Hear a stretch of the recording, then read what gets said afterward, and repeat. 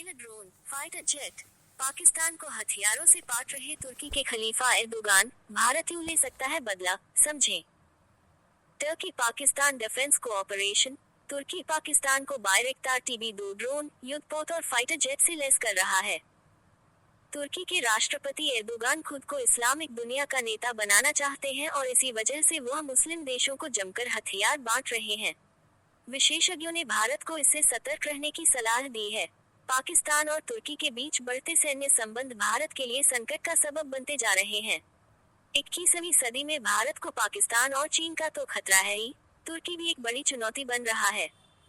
Mustafa Kemal Ataturk के तुर्की की स्थापना बाद अब रेसेप तैयप एर्दोगान देश के सबसे महत्वपूर्ण नेता बन चुके हैं।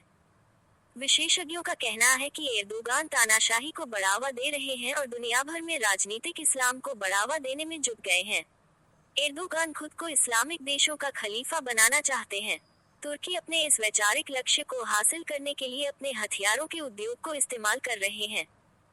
तुर्की दुनिया में ड्रोन पावर हाउस के नाम जाना जाता है और यूक्रेन से लेकर नगर्नो कराबाख तक में तुर्की के ड्रोन कहर बरपा चुके हैं। तुर्की भारत के दुश्मन पाकिस्तान को किलर ड्रोन से लेकर घातक हथियारों की आपूर्ति कर रहा है। Please subscribe and follow. आंकड़ों के मुताबिक साल 2002 में जब एर्दोगान सत्ता में आए थे तब तुर्की का घरेलू उद्योग देश की रक्षा जरूरतों का 20% पूरा करता था, लेकिन आज तुर्की की सेना को 80% हथियारों की सप्लाई स्वदेशी कंपनियां करने लगी हैं। तुर्की खुद से युद्धपोत बना लेता है और वह कान फाइटर जेट की टेस्टिंग कर रहा है, जो 5वीं पीढ़ी माना जाता है। माना जा रहा है कि तुर्की ने अमेरिकी F-35 जेट की तकनीक नकल करके इसे बनाया है। तुर्की ने इसे पाकिस्तान को भी ऑफर किया है। तुर्की की सबसे बड़ी उपलब्धि उसका बायरेक्टार TB2 हमलावर ड्रोन है, जिसे एर्दोगान के दामाद सेल्कुक बायरेक्टार की कंपनी बनाती है। विशेषज्ञों के मुताबिक एर्दोगान तुर्की की नीतियों पर अपनी पकड़ मजबूत रखते हैं और पार्टी से ज्यादा अपने परिवार के सदस्यों पर ज्यादा भरोसा करते हैं। बाइकार ही उनका परिवार है।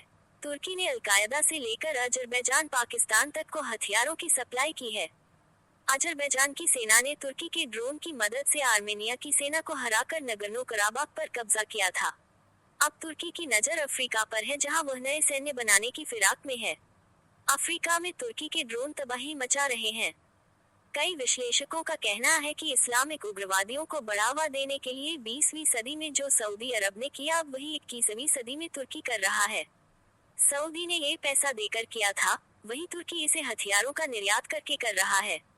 भारत के लिए सबसे बड़ी चिंता का सबब पाकिस्तान है, जिसे तुर्की हथियारों से पाट रहा है। पाकिस्तान पहले से परमाणु हथियारों से लैस है और तुर्की के अत्याधुनिक हथियार और किलर ड्रोन इस संकट को बढ़ा रहे हैं। विशेषज्ञों का कहना है कि तुर्की जिस तरह से पाकिस्तान को हथियारों से सपोर्ट कर रहा है, ठीक उसी तरह से भारत को कुर्द विद्रोहियों को सपोर्ट करना चाहिए। हाल ही में कुर्दों ने तुर्की में बड़ा हमला बोला था, इसके बाद तुर्की की सेना ने उनके ठिकानों पर हमला बोला था। तुर्की कुर्दों की कुर्दिस्तान वर्कर्स पार्टी यानी PKK को आतंकी गुट करार देता है। कुर्द तुर्की से लेकर सीरिया तक फैले हुए हैं। विशेषज्ञों का कहना है कि भारत सुपर पावर बनने की राह पर है और उसे अपने सुरक्षा हितों का ध्यान रखते हुए कुर्दों का सपोर्ट करना चाहिए। तुर्की न केवल हथियारों बल्कि संयुक्त राष्ट्र समेत वैश्विक मंचों पर पाकिस्तान को खुलकर सपोर्ट करता है।